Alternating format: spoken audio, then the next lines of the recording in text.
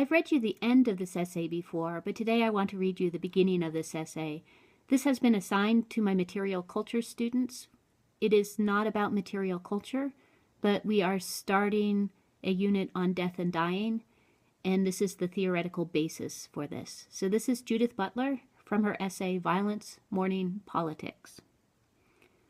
I propose to consider a dimension of political life that has to do with our exposure to violence and our complicity in it, with our vulnerability to loss and the task of mourning that follows, and with finding a basis for community in these conditions.